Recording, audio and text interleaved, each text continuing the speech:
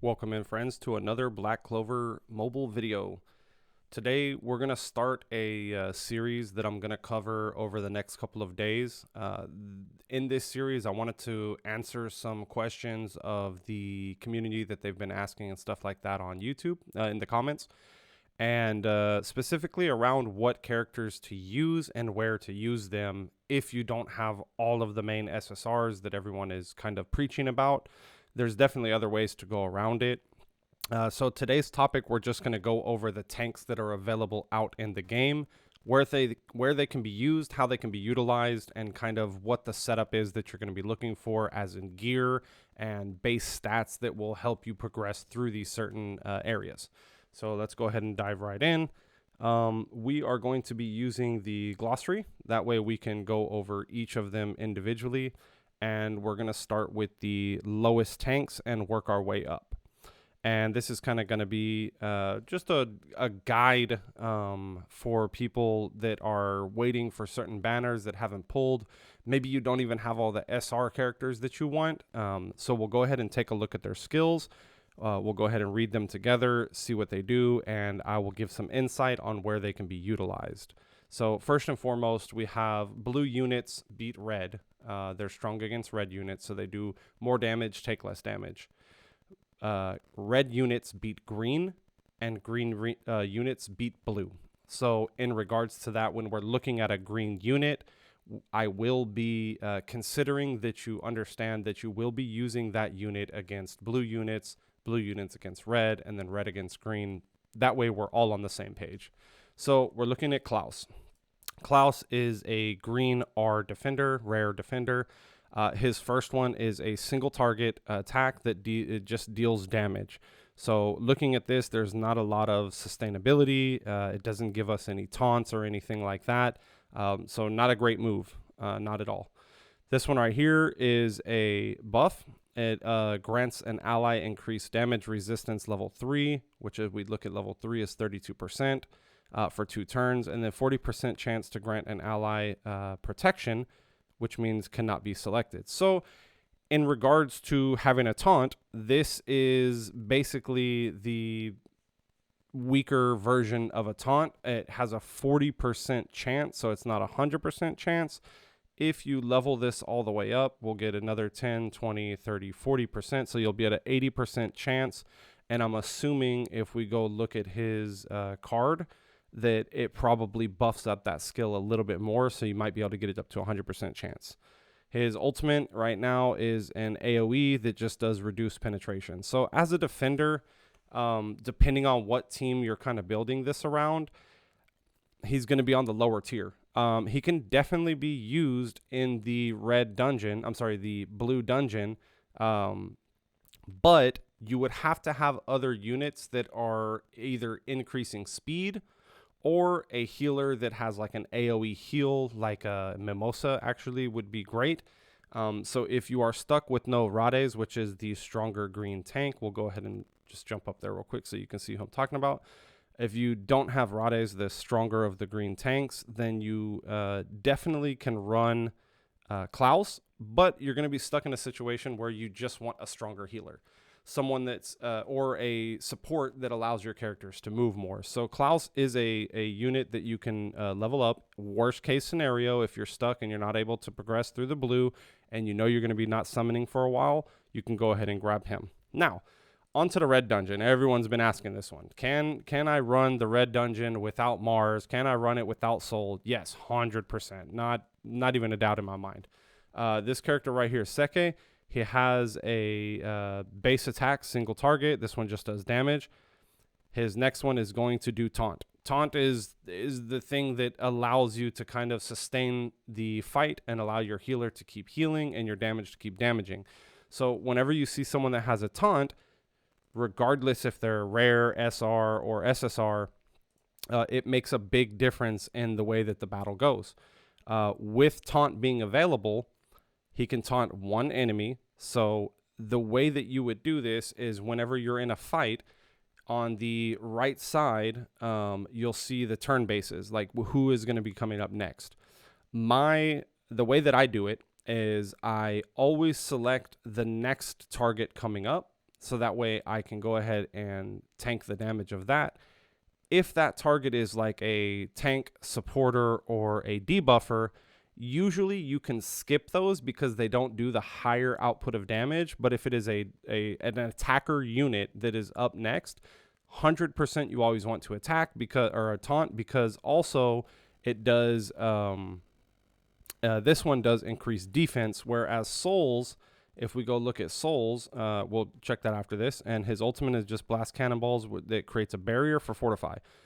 So pretty good. He has a taunt and he has a buff that allows him to take more damage, a fortify damage. So you have increased defense and you have a taunt. That's all you're really looking for in a tank. Let's go ahead and look at Soul so I can kind of explain what I was talking about. Whereas her taunt, she does reduced attack. So if you have an attacker coming in, you can taunt them. When you taunt that, it's going to target her, obviously. You already have her as your most beefiest, most defensive unit.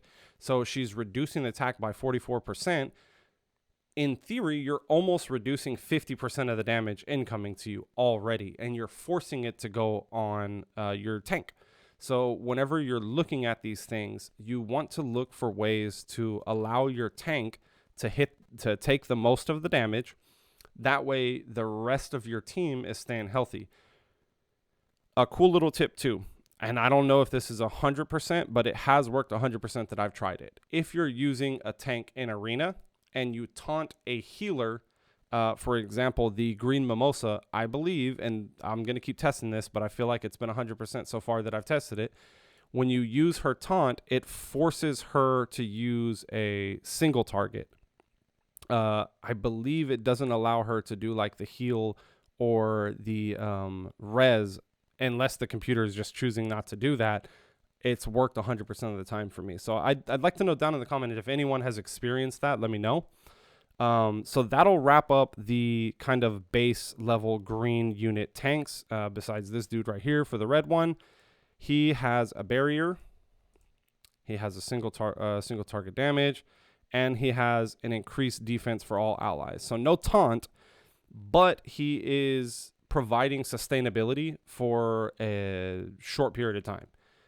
This one is on a, let me see.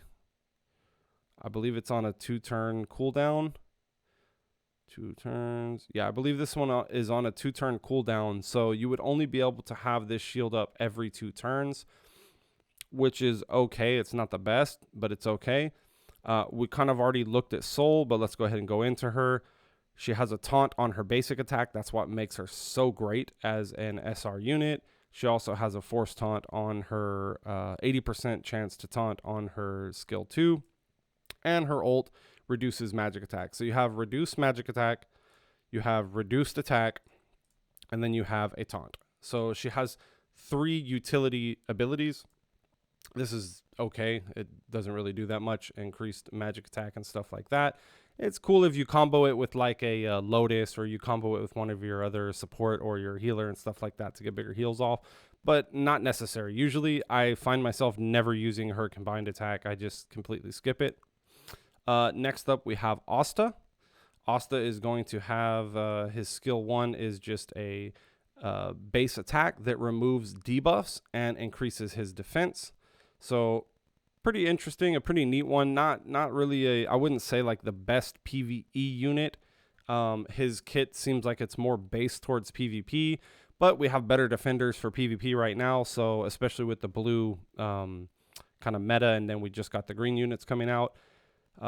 Not really someone that I would suggest building up, especially if you're just trying to progress through PvE content, I apologize. So his skill 2, it does a stun and again, buff removal.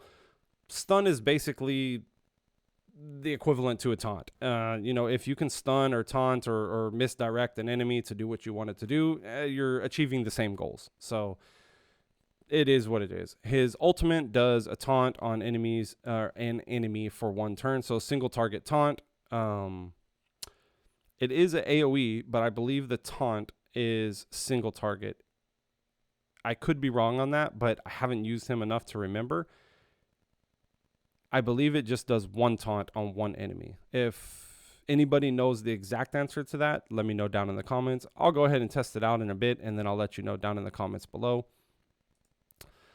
That wraps it up for the SR and R tanks. Like I said, this video right now, we're just going to go over the tanks of the video. Next video, I'll go over the supports, the debuffers, and then the attackers in their own individual videos. Of course, we have the infamous Mars, and let's go ahead and look, and that way I can explain what makes him so good. He has a taunt on his auto attack, his skill 1, which is a single target taunt, 60%. This one has a 10-10, so you can get up to 80%, and I'm assuming his card will probably push that past 100 or up to 100.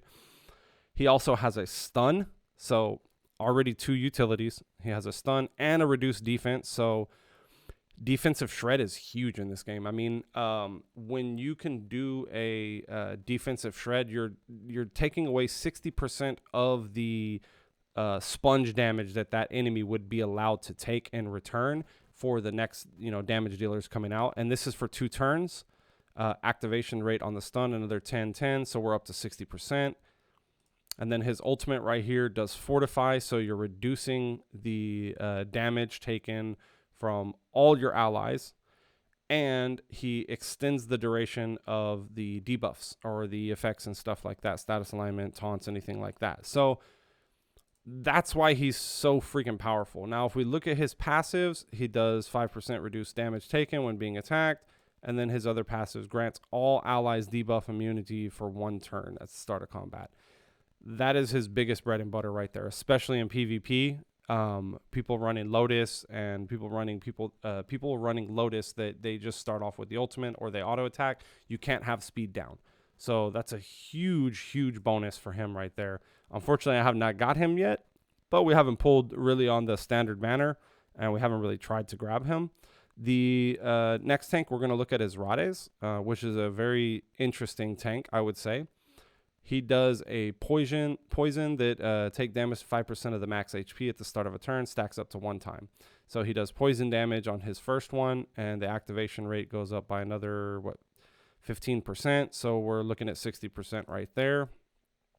This one right here is huge. So where he doesn't have a taunt, he does well in barriers and defense. So he does 140% defense is for the entire team. That's all allies. So he does a very big damage reduction for your team. And then his ultimate does barrier, which obviously blocks a fixed amount of damage, increased endurance, and status alignment and immunity. So where, like I said before, if they don't have a taunt, they probably have a barrier or they have a stun or something like that. In his case, he is straight up barrier, which the barriers scale, I believe, off of magic attack. So if you have him beefed up with magic attack, his barriers are going to be fat. I mean, fat. So let's look at Vetto, why people dislike him and why people are not really interested in pulling for him. Let's see. Passive grants reduced damage, 7%. Not bad. Grants 15% fortify buff for 1 turn upon using lifesteal. Only applies to a lifesteal gained through own skills. Okay. So right now he has disarm, single target. He can reduce the incoming damage to anyone, which is okay. This just allows, less work for the healer to have to do. He kind of self-sustains because he has lifesteal and a damage increase. Of course, the more damage he does, the more lifesteal he gets back. And his ultimate is lifesteal again. And if we look over here, his passive, when he uses lifesteal, he gets a fortify buff. So in my opinion, he is not a bad tank. He is just utilized in a different way. And being a red unit, you have Finral that can make him take more moves, which allows him to get more of the damage reduction off because he's able to move a lot quicker. He also probably doesn't need to be targeted by a healer as much. So with the red team, you're going to have right now, I believe the healer is Red Mimosa. She can focus on the other units. As long as your other units have a ample amount of defense, then she should have the ability to focus on them. It's not going to be something to where he has to be healed or fortified every single turn. He doesn't have to be sustained with like buffs every turn. As long as you're getting him to attack, you know, a couple of the units, they're getting reduced damage. Your team is getting reduced damage, so on and so forth. So let's jump in, and I'm just going to show you my soul. We're going to go ahead and look at the gear and kind of like where I'm basing my stats and everything. This is not perfect by any means yet, but I will tell you what I'm hunting for on here. You want to have 2 pieces of this, which gives you the defense plus 30%. You want to have 2 pieces of the health, which gives you a... Actually, let's go take a look at the actual health gear. Let's go to challenge. Let's go to normal challenges and go to the dungeon. Okay. So you want to have 2 pieces of this, max HP plus 7%. And then the last one we want to have on her is the speed bonus. This allows her to, let's get in there. So this 2 piece of the speed bonus grants wearer 5% increased speed buff for 2 turns. So why do we want these sets? Obvious, the defense and the HP allows us to just soak more damage up whenever we're taunting the enemy. It allows us to survive throughout the fight longer and allows for our healer to have less work to do throughout the fight and our damage dealers to have time enough to get down the enemies. Now, for the speed, it just allows, self-explanatory, allows you to take more turns to taunt more enemies. And with her auto attack having the chance of taunting, it makes a big difference.